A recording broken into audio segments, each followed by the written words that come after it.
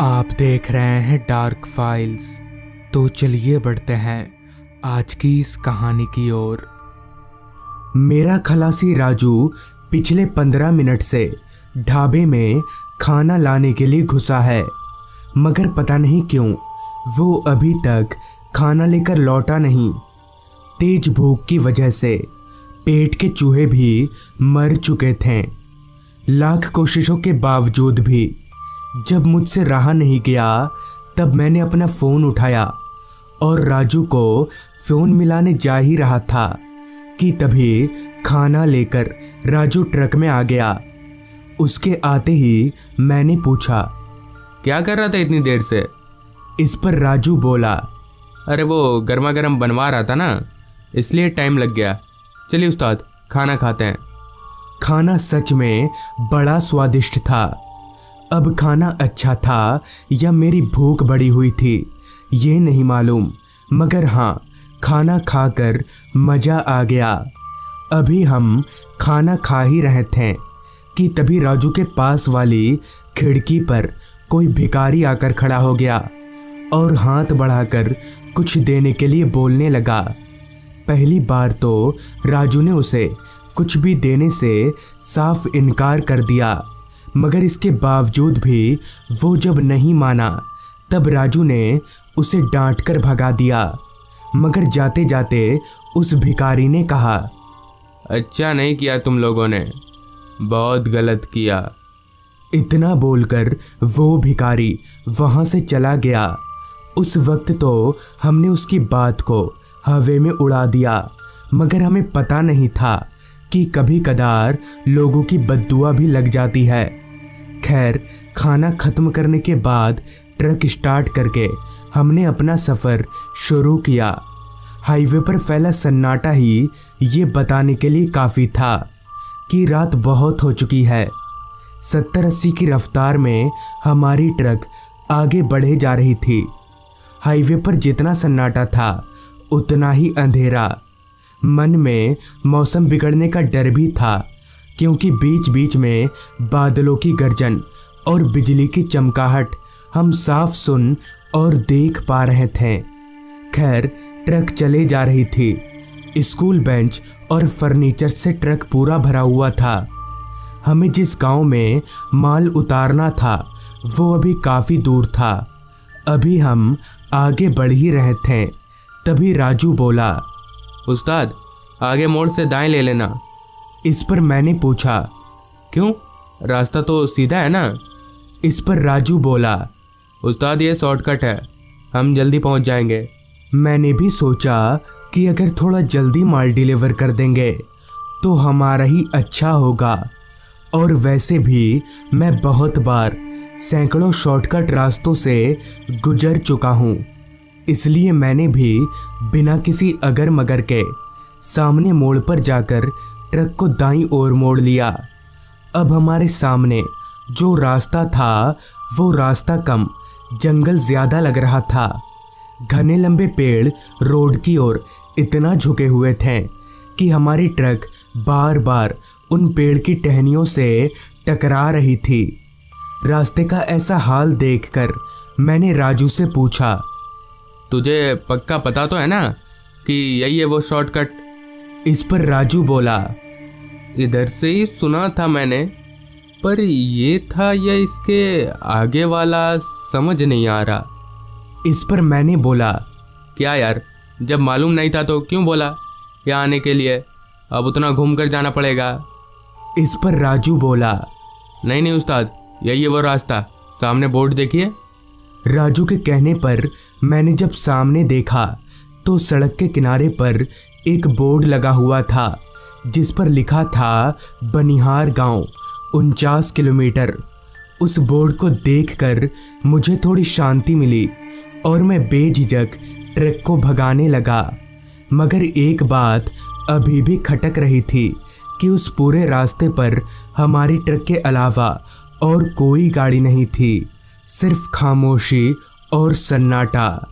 मेरी ट्रक और रात कीड़ों की आवाज़ें उस रास्ते की खामोशी को तोड़ने की नाकाम कोशिश कर रहे थे, लेकिन दूर दूर तक सिर्फ जंगल होने की वजह से।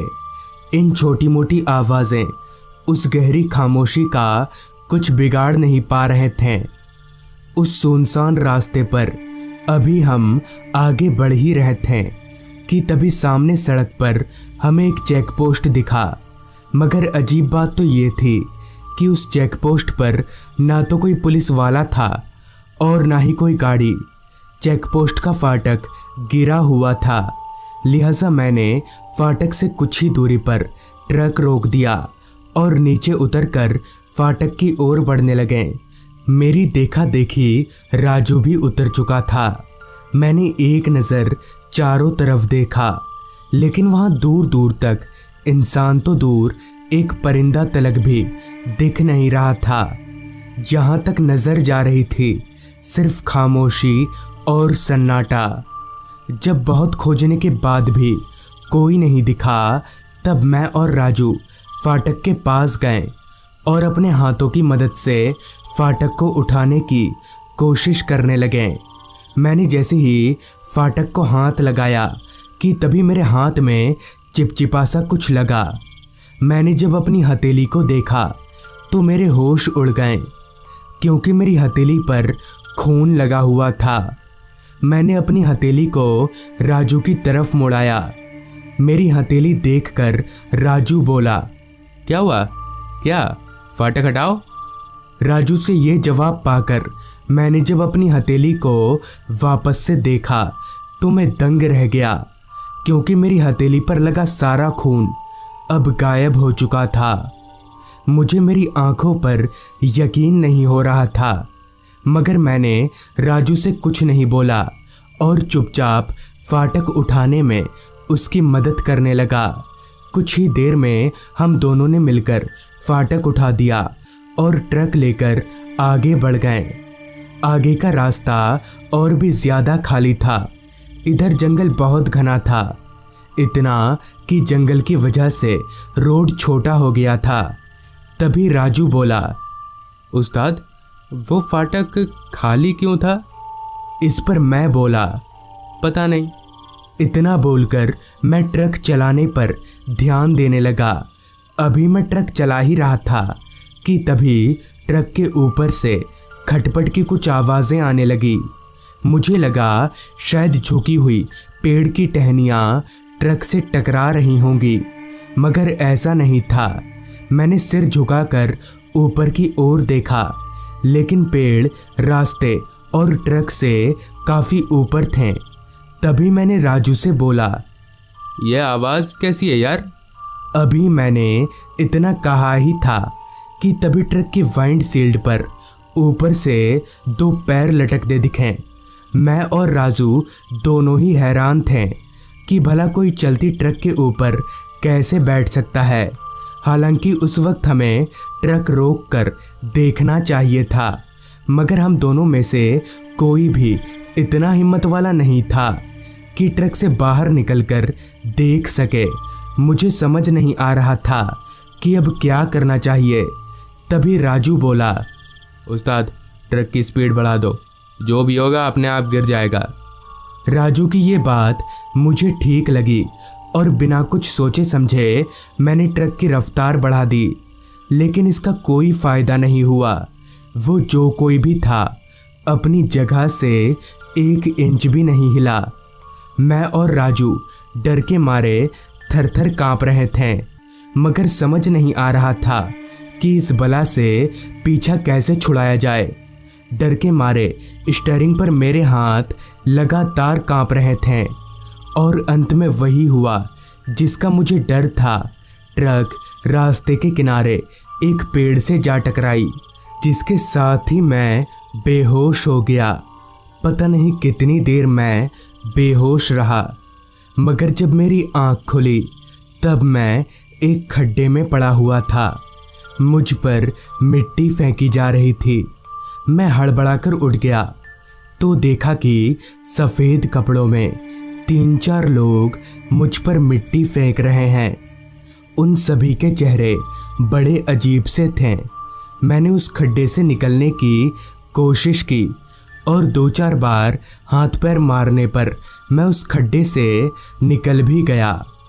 उस खड्डे से निकलकर मैंने जब इधर उधर देखा तो पाया कि आसपास सिर्फ कब्र ही कब्र है। मतलब ये कि वो एक कब्रिस्तान था।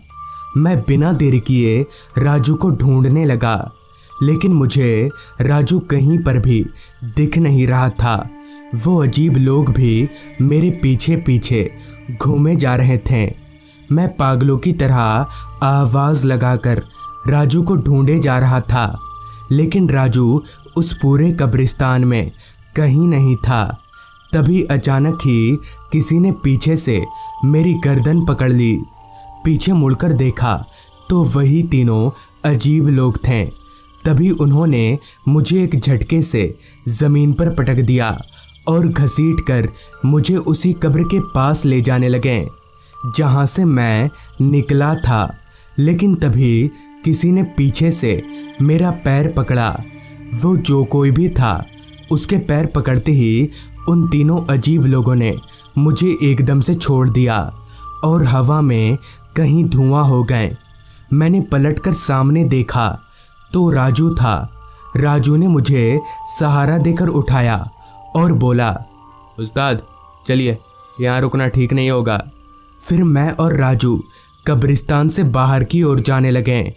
अभी हम कब्रिस्तान से बाहर निकलने ही वाले थे, तभी राजू बोला, उस्ताद आप चलो, मैं आता हूँ, ट्रक बाहर ही पड़ी है। लिहाजा मैं कब्रिस्तान से बाहर निकल गया तो मेरी ट्रक सामने ही पड़ी थी। ट्रक की हालत बहुत ख़राब थी।